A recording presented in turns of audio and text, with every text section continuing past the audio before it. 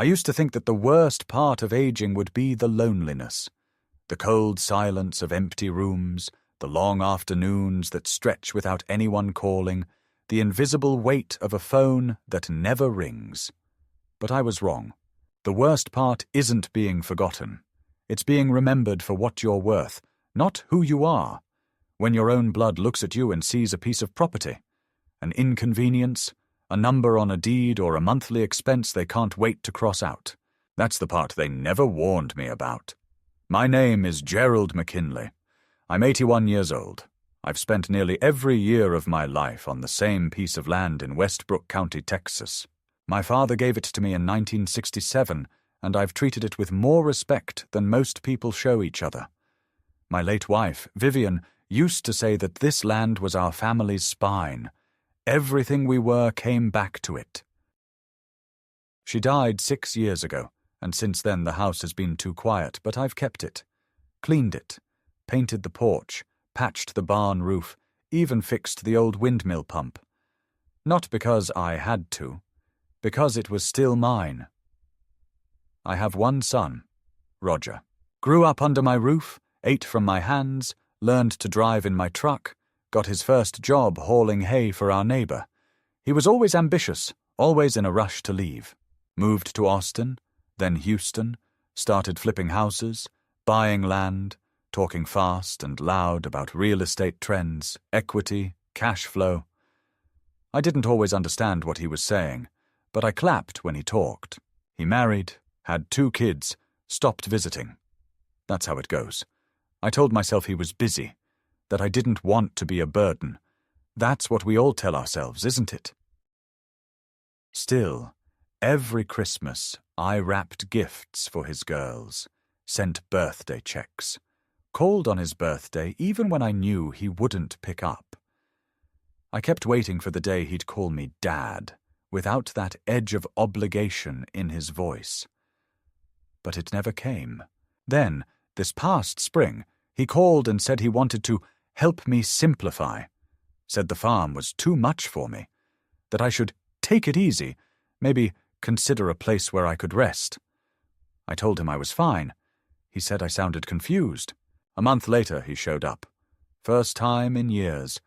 He brought papers, some sort of power of attorney arrangement. Said it was just for emergencies. Said it would make things easier in case something happened. I didn't want to sign it, but he stood in the doorway, arms folded, calm, rehearsed. It's just a formality, Dad. I remember the way he looked at me, not like a son who loved his father, but like a man surveying a deal he was almost finished closing. That look stayed with me. I signed. God help me, I signed, not because I trusted him, but because I didn't want to start a fight. I thought it would blow over. I thought maybe he was trying to do the right thing clumsily. I thought wrong. The weeks that followed were uneventful, until one afternoon a white van pulled into my driveway. A woman in scrubs and a clipboard stepped out, said she was here to escort me to a temporary residence, said my son had arranged it for health reasons. I told her I wasn't going anywhere, that there was nothing wrong with me. She smiled the way people smile at barking dogs. 30 minutes later, 2 men in uniforms arrived. Private transport, not police, but they carried the same posture. Calm, firm, invasive. They told me gently that I could come peacefully or be sedated. Those were my options. I wish I could say I fought. I wish I had yelled or broken a chair or made them work for it. But I froze. I looked at my living room, at the photo of Vivian by the window, and something inside me just gave out. I let them take me. I let them drive me away. Because in that moment I felt like a ghost in my own life. They brought me to a place called Willow Hills. Private senior care. Clean walls, gentle music, locked doors. I was admitted like a patient, but I wasn't sick. I was lucid. I was alone. They took my phone, my wallet. They said I'd get them back, once the transition was complete. I didn't know what that meant.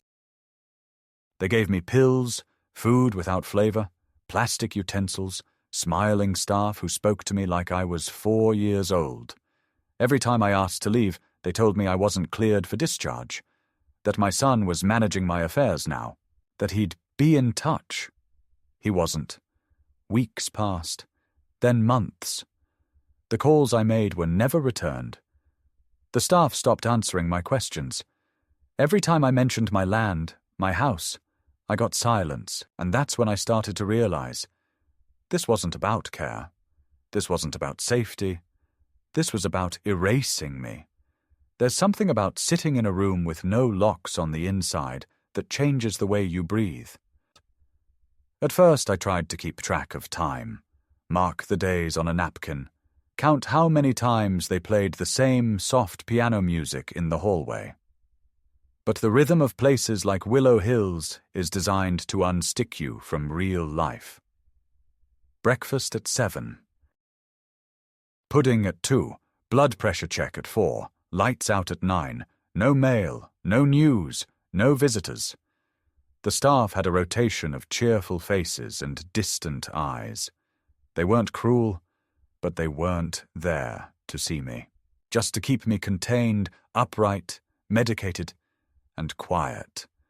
After a while I stopped asking questions, not because I had no more to ask, but because I already knew the answers. The silence had weight. My son was not coming. No one was. And that form I'd signed, just a formality, had become a wall between me and everything I owned, everything I was. I started to suspect more, and not just because of instinct. There were clues, small, clumsy ones. One afternoon I overheard a nurse whispering to another that my son had taken care of everything, and that the papers had gone through. When she noticed me, she stopped talking. Another time, a young aide accidentally handed me the wrong medication tray with someone else's name on it. I read the chart before she snatched it away. It said, Gerald McKinley, non-communicative, estate transferred, limited mobility. That wasn't my profile. That was a plan. Then came the visitor, a man in a suit. He didn't introduce himself, just said he was reviewing senior placements for compliance. But I could see the clipboard he held upside down, and it had a logo from a development firm I didn't recognize. Terra Nova Holdings, LLC, the kind that buys farmland for commercial use. He asked me casual questions. Did I remember my address? Could I recall the names of current politicians? He nodded when I answered clearly. But he didn't look reassured. He looked disappointed. That night, I sat by the window and stared out at the parking lot. Somewhere out there, Roger was spending the money he thought he had earned. Somewhere, he was telling people that his father was taken care of, that the land was available, and that the matter of ownership was settled. And for the first time in my life, I felt something colder than grief. I felt discarded. Not mourned. Not missed. Just written off. I knew I had to get out, but I didn't have a plan. Until I met Tom. Room 204, a Marine, retired, 85 years old and still sharp enough to play chess and cheat at cards without getting caught. He'd been watching me since I arrived. Said I had the walk of a man who still gave a damn. I told him my story. Not all at once, but in pieces. He listened. Didn't interrupt. Didn't pity. Just nodded. And then one night, he said 5 words that changed everything. You want out? I'll help. Turns out Tom had been working on an escape plan for months, just for the hell of it. Said it gave him something to do. He'd memorized the shift rotations, knew which back door wasn't alarmed, and even had a pair of old staff scrubs he'd stolen during laundry day. I didn't ask why he hadn't left. Maybe he just needed a reason. Maybe that reason was me. We waited for a rainy morning. That Thursday, while the nurses were distracted by a minor fall in the cafeteria, we slipped out the service exit behind the kitchen. Walked a 1/4 mile through wet grass to a chain-link fence. Tom boosted me over like I weighed nothing. I helped him climb after. We ended up on a side road, soaked to the bone, hearts pounding, but free. Tom had a friend, a mechanic in town, who owed him a favor. He dropped us off near the county records office. That's where the second blow landed. Roger had filed paperwork claiming full guardianship due to advanced cognitive decline. He'd cited delusions, erratic behavior, and inability to maintain personal hygiene. He claimed I had endangered myself by refusing medical care, and with those lies, he'd managed to legally transfer temporary ownership of my land into a family trust, one he controlled. But here's what he didn't count on. The paperwork wasn't complete. He'd missed a step. One signature. One medical affidavit. The transaction was pending. Not final. And a public auction had been scheduled for the following week to legitimize the transfer by offering the land on the open market. Just a formality, of course, but a public one. One I could attend. That was the opening. That was the spark. I had 6 days. The morning after we found the auction notice, I woke up feeling like my bones had shifted, like something inside me had realigned, not with youth, but with purpose. For the first time in months, I had something bigger than anger. I had a reason, a deadline, a line drawn in the dirt. Tom stayed behind, said he'd already broken enough rules for one lifetime. I understood. I hugged him tight, the way I used to hold Roger when he was little and scared after thunderstorms. There's a certain type of silence between men who know they've survived something together. He nodded once and said, "Take your story back." I called Jimmy, the only person I knew would answer. He was my neighbor back when Vivian was alive. A former electrician, twice divorced, drank too much, but still believed in right and wrong. When I told him what happened, there was a pause. Then, "Where are you? I'm coming to get you." He picked me up from a gas station on Route 14, no questions asked. When I told him the whole story, Roger, the nursing home, the forged documents, the pending sale, he didn't flinch. He just looked ahead and said, "All right then, let's ruin his plans." Over the next few days, we worked like men on borrowed time. Jimmy drove me to the courthouse, where I filed an emergency petition to halt the auction, citing mental competence and fraudulent guardianship claims. He introduced me to a legal aid attorney, a woman named Karen, sharp as a switchblade and twice as quick. She didn't sugarcoat anything. "This isn't going to be easy," she said. He built a case on paperwork and silence. "You'll need proof, and you'll need to show up." I told her I'd do both. We gathered medical records. 3 doctors from Willow Hills had evaluated me, and at least one had refused to sign off on the mental decline report. We got a notarized statement from Tom. We pulled surveillance footage showing me walking unaided, speaking clearly, feeding myself, even helping others. Karen built a file so thick it looked like a college dissertation. "We don't just need the truth," she said. "We need undeniable truth." Meanwhile, Roger kept moving.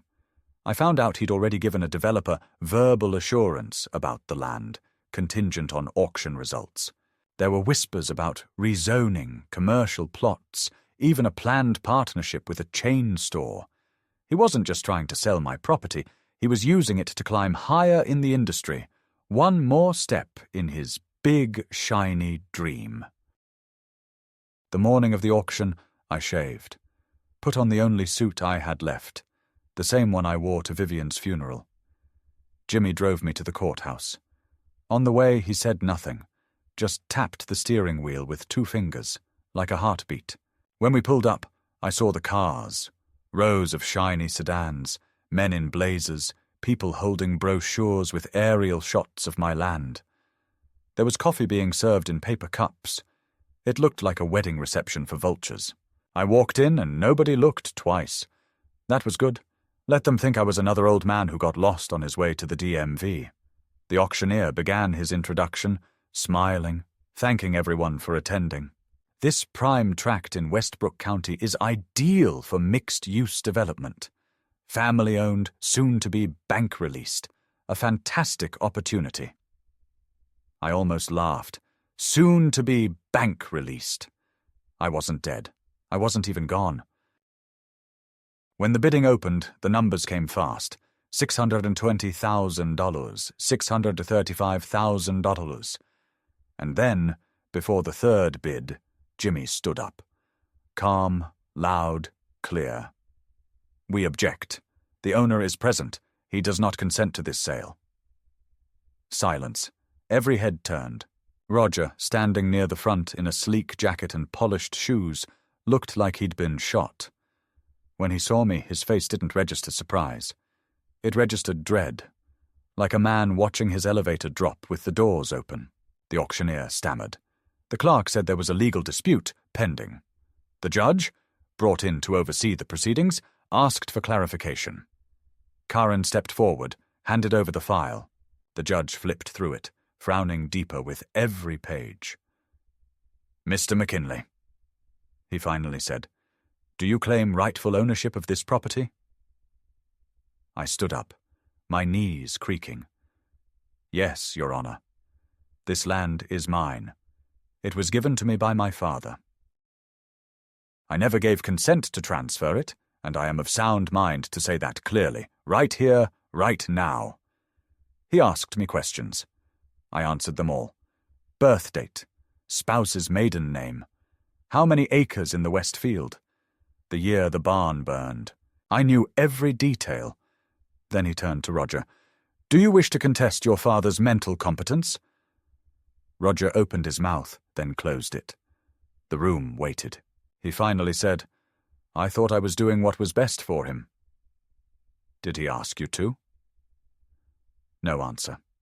"Then this auction is suspended pending full legal review." The room began to hum with whispers. People stood up, some annoyed, some curious, but it didn't matter. I had stopped it, with my voice, with my presence, with the truth. As I left the building, Roger followed me out. He didn't say anything at first. Then quietly, "You don't know what you've done." I turned to him. Looked at the man who used to hold my hand crossing the street, who used to fall asleep on my chest. "No," I said. "You don't know what you did." He flinched, like he expected me to hit him, but I didn't raise my hand. I didn't need to. He was already bleeding, just not the kind anyone could see. The days after the auction felt like standing on cracked ice, calm on the surface, but you could hear it groaning underneath, threatening to give way at any second. Roger had been blindsided, yes, but he wasn't the type to walk away after one public setback. No, he was a grinder, a schemer. And if there was one thing I'd learned about him, it was that he'd rather burn the whole thing down than admit he lost. Karen filed a motion to freeze all property transfers and called for a court hearing to determine legal guardianship status. The judge agreed. A date was set. That gave us 3 weeks. It should have felt like a victory, but it didn't. Not yet. Jimmy let me stay in the spare room above his garage. No rent, no questions. Just a pot of coffee every morning and the occasional, "You okay?" I told him I was. I wasn't. I didn't sleep. I kept replaying the look in Roger's eyes. Panic, disbelief, something darker underneath. That look didn't say, "I'm sorry." It said, "You've ruined my plan." And I knew, deep down, that plan wasn't just about money. It was about removing me from the picture entirely. A few days later, a letter arrived. Not from Roger.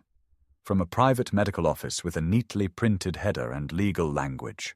It stated that, based on submitted video evidence and behavioral observations, I exhibited signs of progressive cognitive impairment and recommended immediate psychological reassessment and potential legal intervention. I stared at the signature. Why, some physician I'd never met. The implication was clear. Roger had submitted footage, probably from hidden cameras or nursing home check-ins, and spun it into a narrative. He was laying the groundwork to have me declared mentally unfit. When I showed it to Jimmy, he didn't speak. He picked up the phone and called the clinic. At first, they denied having a patient under my name. Then, when pressed, they admitted there had been an external assessment based on submitted third-party material. That's when we knew. Roger had tried to medicalize his betrayal. We pushed back. Hard. Karen filed a request for an independent panel evaluation. I went through every kind of test you can imagine. Memory recall, logic exercises, motor functions, blood work, even a brain scan. One doctor asked me to name all the U.S. presidents in order. I did, then gave him their years in office for good measure. After the evaluations, one of the neurologists said to me, "Mr. McKinley, your mental clarity is better than some folks half your age. If someone is trying to claim otherwise, they have an agenda." We submitted all the results to court. But I still wasn't satisfied. I wanted to see the land again, the place that started this war. I borrowed Jimmy's truck and drove out one morning, down the old county road, past the gas station where I first kissed Vivian, past the church where we married, past the diner where Roger spilled a milkshake on my lap at age 9. When I pulled up to the property, my heart sank. There were flags stuck in the soil, bright orange and blue markers, spaced evenly, like a battlefield survey. A trailer stood where my wife's rose garden used to be. The air smelled like diesel and raw dirt. A construction crew was milling around, measuring, drilling stakes. One man in a hard hat saw me and walked over. "Can I help you?" he asked. "This is my land," I said. He gave a short laugh. "You sure? We were told it's under redevelopment." "By who?" He shrugged. "Terra Nova Holdings. They said everything's been greenlit. We're just doing prep." I asked for documents. He said he was just the guy with the tape measure. I took pictures of everything, the flags, the trailer, the signs. Then I got back in the truck and sat there, hands gripping the wheel, until the sun dipped below the trees. Back in town, Jimmy contacted the planning office. Turns out Roger had signed a preliminary development agreement contingent on final court clearance. It was legal, but barely. Just a soft opening to bulldoze the land under the radar. We filed for an injunction. The court granted it. All construction activities were suspended pending the hearing. But the message was clear. Roger wasn't backing down. Then came the next blow. Roger filed a formal petition requesting full conservatorship over me. He claimed I was living in unsafe conditions, neglecting personal hygiene, and making erratic accusations. He included a letter of support from my granddaughter Katie. Katie. My sweet, freckled, wide-eyed Katie. The one who used to sit on my lap and read Emily Dickinson poems. The one who drew horses on the walls and said she wanted to be a vet. The last time I saw her, she was 17 and promising to visit more. Now she was 19 and signing a document calling me mentally unstable. It shattered something in me. Not the facts, those were lies and I knew it, but the image. The idea that somewhere, somehow, Roger had convinced her I was broken, that I needed to be handled, boxed up, shelved. I didn't cry. I don't do that much anymore. But something inside me went quiet. Not defeated. Focused. Jimmy looked at me across the kitchen table and said, "There's no way back now." He was right. This wasn't about land anymore. It was about being erased. The conservatorship hearing was scheduled for the following Monday. That gave us 6 days to prepare. 6 days to prove I was still a man in full possession of his mind, his will, and his rights. 6 days to fight back against the lie that I was some confused relic clinging to old memories. But the deeper we dug, the more we uncovered. And what we found turned my stomach.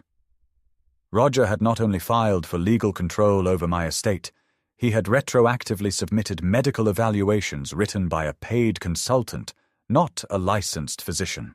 The man had once worked for a chain of senior facilities and had been reprimanded twice for ethical violations. That was the source of the earlier recommendation that I be psychologically reassessed. It wasn't neutral. It was bought, and that letter Katie signed? It had been rewritten 3 times. We managed to get a leaked draft from someone in Roger's office. An earlier version said I was independent but eccentric. The final version called me paranoid, unstable, and emotionally manipulative. It even included a line stating I exhibited early signs of dementia, including visual hallucinations. That line cut deeper than I expected, because once, years ago, I had told Katie that I still saw her grandmother sometimes, in dreams, in the wind through the kitchen curtains, in the smell of baking bread. I told her that not to frighten her, but to let her know that love lingers, that grief is a shape we carry. Now that memory had been turned into ammunition, I didn't recognize the girl who signed that paper, but I knew who had handed it to her. Roger had built a fortress around his lie, walls of paperwork, foundations of forged compassion. He hadn't just tried to take my land. He'd tried to overwrite my legacy, to say that I was gone before I was gone. That way, when the world saw my name on a deed transfer, it wouldn't blink. It would say, well, he was slipping anyway. Karen called it a textbook erasure play. He's counting on you not showing up, not being clear enough to fight back. But we've got the tests, the footage, and your testimony. And more importantly, you're going to be in that room. I nodded. But something in me was unraveling. I kept thinking about Vivian, about what she'd say if she saw all this, about the way her voice used to catch when she talked about family. Blood doesn't make you safe, she once told me. It just makes the cuts deeper. I never understood it. Now I did. On the morning of the hearing, I dressed in layers. The courthouse was always too cold. Jimmy drove me again, same as before, but this time he didn't say anything. He just handed me a folded piece of paper. I opened it. One sentence in his thick, blocky handwriting. You're not a ghost. I held on to that note like it was armor. Inside the courtroom, the air felt sharp. The kind of cold that gets into your teeth. Roger sat at the petitioner's table, flanked by 2 attorneys. Katie sat behind him, arms crossed, her jaw clenched. She wouldn't meet my eyes. I was told I'd get a chance to speak, but first came the affidavits, the paperwork, the concerns Roger had listed. They painted a picture of a man who was confused, aggressive, unstable, a danger to himself. It was like reading my own obituary written by a stranger who hated me. Then Karen stood and began to dismantle it, one document at a time.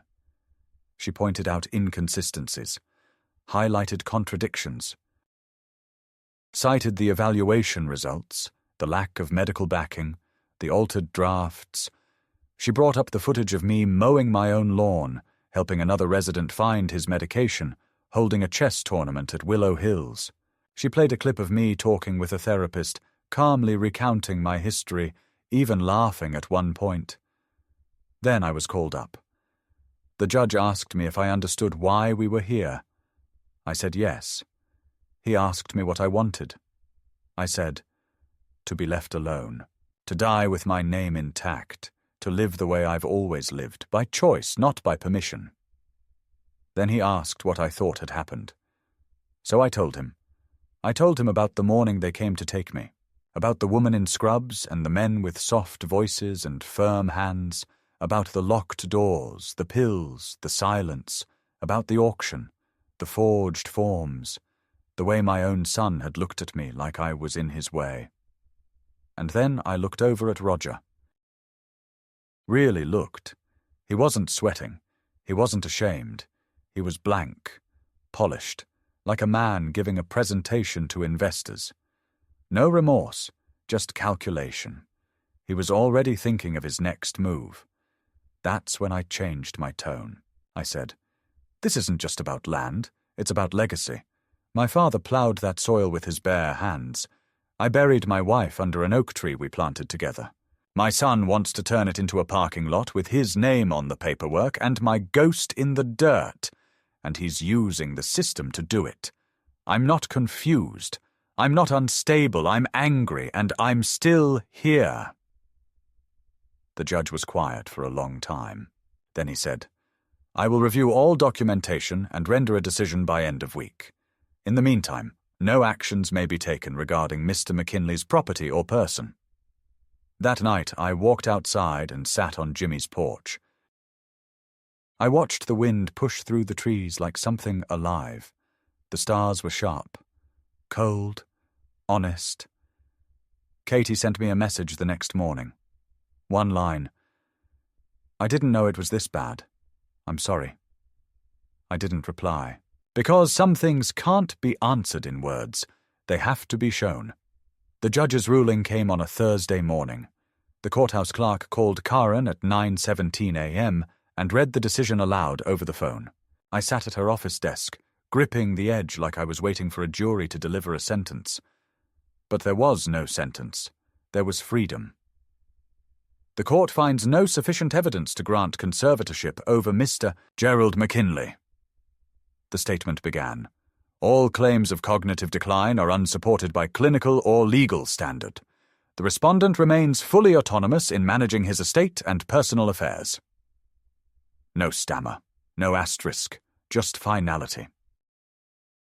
Karen looked at me with a mix of victory and caution. "This doesn't mean he won't try something else," she said. "But for now you're clear." I didn't speak. I couldn't. Jimmy drove us back home in silence. I rolled down the window and let the air hit my face like rain after drought. I didn't smile. Not yet. Because I knew this wasn't just about winning a case. It was about reclaiming my name, piece by piece, from a man I once held as a baby. But the story wasn't over. 2 days later, I walked into the county land office. I brought every document I had. Deeds, titles, family records, my father's notarized gift letter from 1967, even the map I'd drawn by hand decades ago, showing the boundaries and the creek line. I told the clerk I wanted to place the property in a trust, not under my son's name, not under mine, but in a community preservation fund. The land would remain untouched, undeveloped, a conservation area, open to the public, with a plaque honoring my wife, my parents, and the families that once worked that soil. The clerk looked surprised. "You sure?" he asked. "That's prime land." I said, "Not to me, it's not." He handed me the paperwork. I signed it. By Monday morning, the deal was official. The land was no longer mine, not in the ownership sense, but it would always be mine, in the way that matters. Untouchable, unbulldozable. That afternoon, Roger called. First time in months. I didn't answer. He left a message. Calm, controlled. He said he was sorry it had come to this, that he was just trying to protect me, that the process got ahead of the intention. Corporate speak for betrayal. He didn't ask for forgiveness. He didn't even ask to meet. He just ended with, "I hope we can find a way back." I deleted the message. I didn't need a way back. Later that week, a journalist from a local paper reached out. She'd been tipped off about the hearing, the auction, the revoked guardianship. She wanted to run a story, elder betrayal and the fight for land. I declined the interview, because this wasn't a story for headlines. This was a scar, and you don't put scars on display. You live with them, quietly. I went back to the property one last time, walked the full length of it, from the gravel path near the main road down to the broken fence post by the creek. I stopped at the oak tree where Vivian's ashes were buried. I knelt, not to pray but to listen. The wind rustled. The ground was firm beneath me, steady, like it remembered everything I had fought for. That night I slept a full 8 hours for the first time in years, not because I was safe, but because I was whole again. After the ruling and the trust paperwork, everything seemed to slow down. Not in a sad way, just quieter. Like the land itself was finally breathing again, no longer waiting for bulldozers or lies. I moved into the small cabin near the west edge of the property. It used to be a tool shed, but Jimmy and I cleaned it out, added insulation, fixed the roof. It had everything I needed. 1 bed, 1 table, a window that caught the morning light, and silence that didn't accuse me of anything. I planted tomatoes behind the cabin, put up a small fence to keep the deer out. Some days I'd sit outside just watching the wind shift through the grass, listening to the ground like it might speak back. I didn't expect forgiveness. From Roger, from Katie, from the years I lost. I wasn't waiting for it anymore. People in town started hearing about what happened. I became a kind of legend among the older folks. They'd stop me at the feed store or wave from their porches, nodding like I'd done something brave. I didn't feel brave. I felt used up. Not empty, just scraped clean, like a field after harvest. What remained was soil, and soil is where new things can grow. I got a letter from Katie, not a text, not an email, a real letter, written in blue ink. She said she didn't know what she was signing when Roger gave her the form, said she trusted him, said she never imagined he'd lie to her. About me?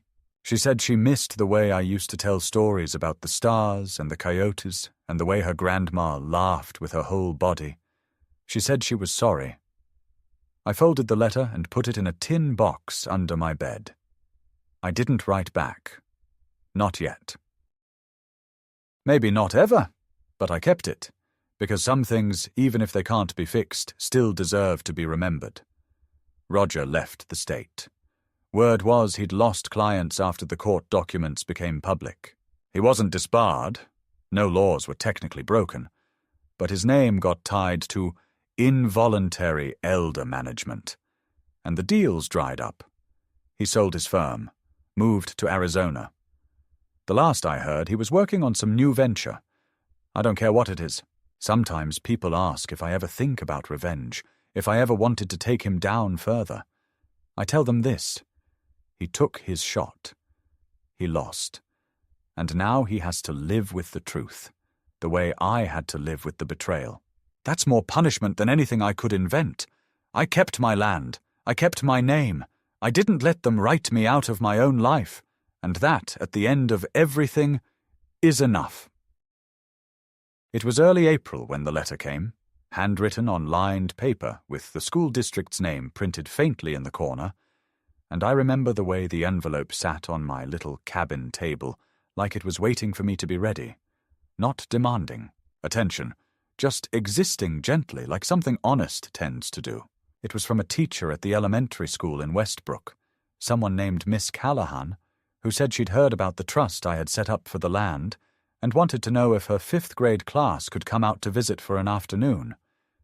She wrote about teaching environmental science, about kids who didn't know where vegetables came from beyond plastic bags, about how they were learning to name trees and measure soil temperature and identify bugs not with fear, but curiosity. And she asked if maybe the class could walk the fields and see what unpaved land looked like, if they could touch bark that hadn't been lacquered into playground mulch or sit in the grass without it being astroturf. I sat with the letter a long time before answering, not because I needed to think, but because the idea of that kind of visit, children running across a field that had been nearly stolen from memory itself, felt so unexpected it made something in my chest tighten and release all at once, like a knot finally unwinding. I wrote back by hand, told her I'd be honored to have them come, told her there were some spots near the south fence where the ground got too soft after rain and they'd need boots, Told her I'd cut back the thorn brush along the creek path. Told her. There was still an old windmill that didn't spin but looked nice in the morning light.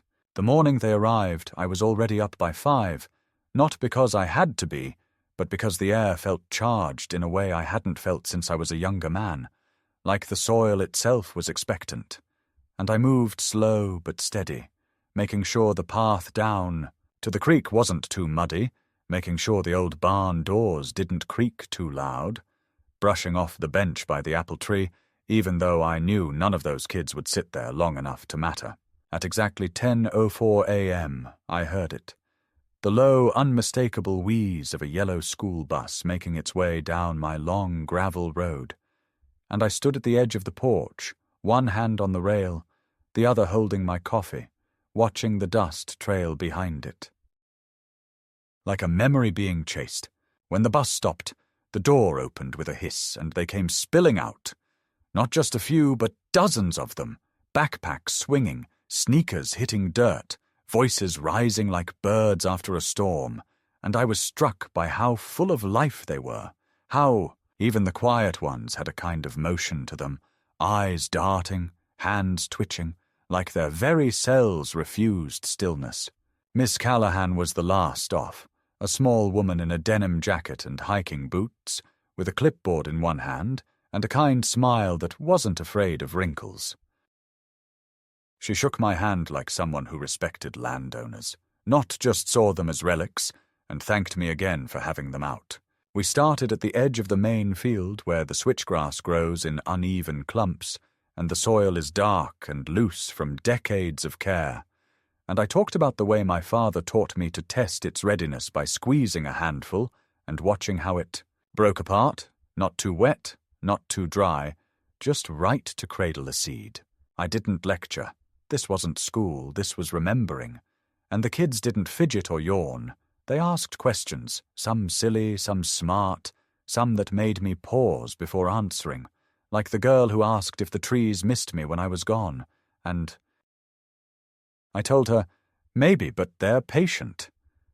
And she nodded like she understood something adults would probably laugh at. We walked along the western fence line where the cottonwoods lean like old men listening to gossip, and I told them about the time a storm split one right down the middle, and how it kept growing anyway, twisted but alive.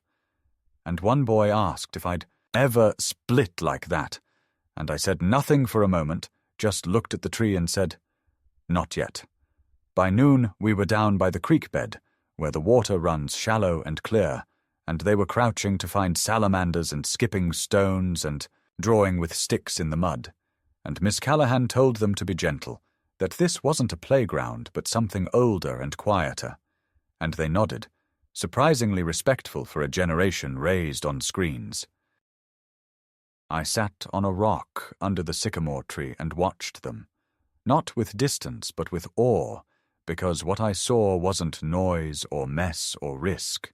It was life reclaiming a space that had nearly been sold for concrete and silence. One boy found a rusted horseshoe near the old tool shed and asked if it was treasure. I told him it was, but not the kind you spend. He said, then what do you do with it? I said, you remember it. He tucked it in his pocket like it was made of gold. After lunch, they drew pictures of the land. Trees, fences, clouds, even the old pump I'd tried to fix 3 times before giving up. One girl drew a picture of me, sitting under the oak tree, with the sun behind me and the barn in the background, and when she handed it to me, she said, I hope it stays like this forever. I didn't correct her. I didn't explain how things don't stay, how barns fall and names get erased, and land becomes money in the mouths of men who never touched it. I just said, me too, and folded the paper like it was scripture. By the time the bus pulled away, the sky had gone a shade softer, the air a little cooler, and the fields were quiet again. But not empty. I stood there a long time after they left, holding that picture in one hand and the rusted horseshoe in the other, thinking about what it meant to keep something, not just physically but spiritually, to protect a memory from being stolen or paved. Over. The kids wouldn't remember every detail. They'd forget the names of trees, the feel of dirt under their nails. But maybe, years from now, one of them would stand in a parking lot and feel wrong without knowing why. Maybe they'd see a wildflower crack through cement and feel joy instead of annoyance. Maybe they'd tell their own children that once they walked a field that was saved by a stubborn old man who refused to be erased. And maybe that's all I ever really wanted. I started writing the letter, not because I believed it would change anything, or because I thought there was anything left between us worth rescuing, but because the words were building inside me like a pressure I couldn't keep carrying, and I needed to put them somewhere that wasn't just the inside of my ribs. It wasn't meant to be a plea or a rebuke or even a reckoning. It was just a release, a way of speaking into the quiet after so many months of being spoken about, spoken for, or silenced entirely. I found a yellow legal pad in the drawer, the kind Vivian used to keep by the phone to write grocery lists or leave notes about the laundry. And I sat at the old table by the window, the one that looks out toward the east field where the sun breaks. First in the morning, and where the frost clings to the fence wire a little longer than anywhere else, I uncapped a pen that hadn't been used in years and wrote his name at the top, not Son or Roger or you, but the full name I gave him the day he was born, Roger James McKinley. And somehow, just writing it out made my hand tremble a little. Not from age, but from the weight of the history behind it. I told him that I remembered the day he was born, not because it was dramatic or sacred or full of light like people describe in movies, but because it was small and quiet and ordinary in the best way. Vivian holding him like something both fragile and indestructible, her voice hoarse but laughing, me too scared to touch him at first and then too proud to let go once I did. I wrote that I remembered how he used to ride in the back of the truck bed, standing up like a superhero when he thought I wasn't watching, or how he'd run barefoot through the hay rows chasing dragonflies, or how he cried the first time he had to kill a snake because he thought even bad things deserved a place in the world. I told him I remembered the smell of his hair after summer swims, the way he used to ask me if trees could feel pain, the way he once gave Vivian a rock shaped like a heart and told her it was better than candy because it would last forever. I wrote all that not to make him feel guilty or to shame him into remembering who he was, but to remind myself that the person I raised wasn't always the man who stood across from me in court with polished shoes and polished lies. Then I told him what he did. I told him what it felt like to sign a piece of paper under the eyes of my own son and later learn it was the beginning of my erasure, that the ink I laid down in good faith became the ink he used to take my name off the things I built. I told him what it felt like to be told by strangers that I was no longer in charge of my own life, that my house, my land, my records, even my memory had been reassigned. I told him what it felt like to be locked away in a place where no one called me by name unless it was followed by a dosage or a schedule, where I became a patient file instead of a man. I told him what it felt like to be invisible in a world I helped make, to be talked over and managed and catalogued. I wrote that he didn't just take a title deed. He took the story that connected me to the dirt under my feet, to the woman I buried with my own hands under that oak tree, to the father who handed me the land without condition. I said it plainly. You took something you didn't earn and lost something you'll never get back. Then I tried to explain what that loss was. I told him that when you betray blood, it doesn't just cut, it untethers. It makes the whole tree wobble, makes every past kindness into a question mark. I told him that even now, after everything, I don't hate him, because hate requires a kind of closeness I no longer feel. What I feel is absence, a cold space where a sun used to be, and it's not dramatic or loud, It's just air where warmth used to sit. I told him that legacy isn't land or money or even name. It's memory held by the people who loved you. And he'd thrown that into the fire for a shot at some imaginary ladder. And even if he climbed it, there'd be nothing waiting at the top but silence. I told him that no matter what he builds now, it won't erase what he tried to destroy. Then I wrote something I didn't expect. I pity you. I do. Because even now, even with the papers voided and the court saying my name still means something, I don't think he understands what he did. I think he still sees it as a financial setback, a failed plan, a business deal that went sideways. I don't think he realizes that he broke something sacred, and I don't think he ever will. I stop there, not with a flourish, just with a period. I looked at the page. 12 full sheets, front and back, written in block letters that sagged slightly from the weight of the ink and the years in my hand. I read it once, slowly. Then I folded each page, stacked them carefully, placed them in an envelope I didn't seal. I held it for a long time, walked it out to the wood stove, lit a match, watched it burn. Not because I didn't mean every word, but because some words aren't meant to be received. They're meant to be spoken to the past, like prayers over an unmarked grave.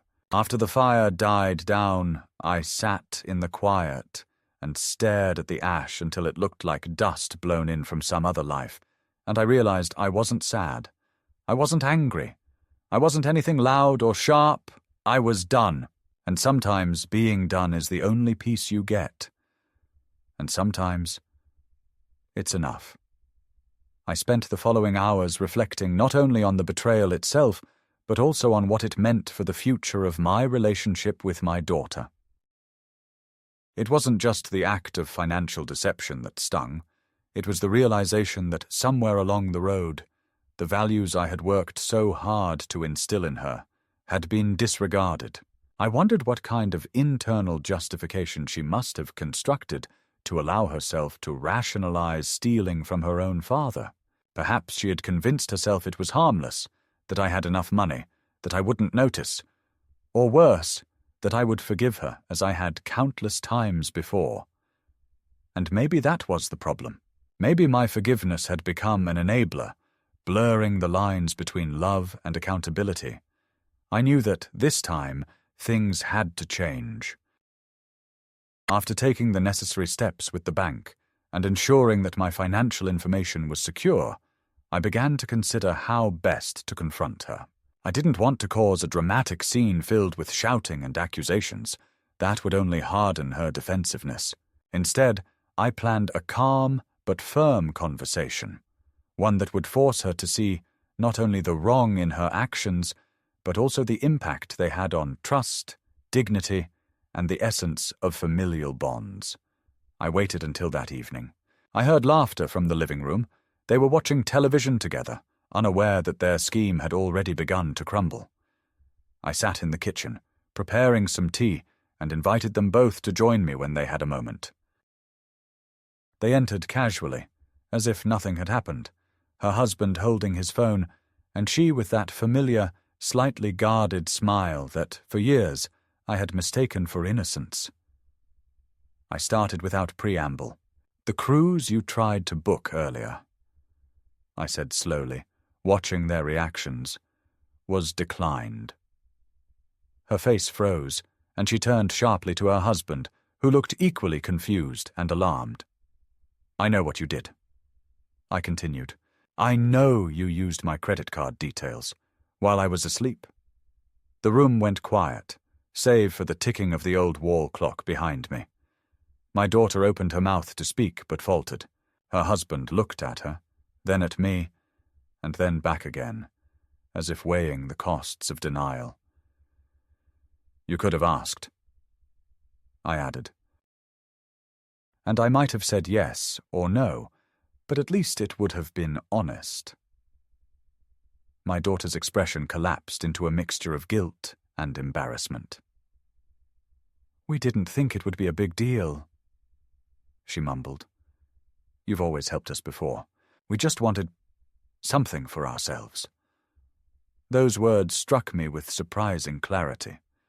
Something for ourselves, as if everything I had already given, my time, my money, my presence, had somehow not been enough, as if parenthood meant an infinite well of sacrifice, one that demanded no gratitude in return.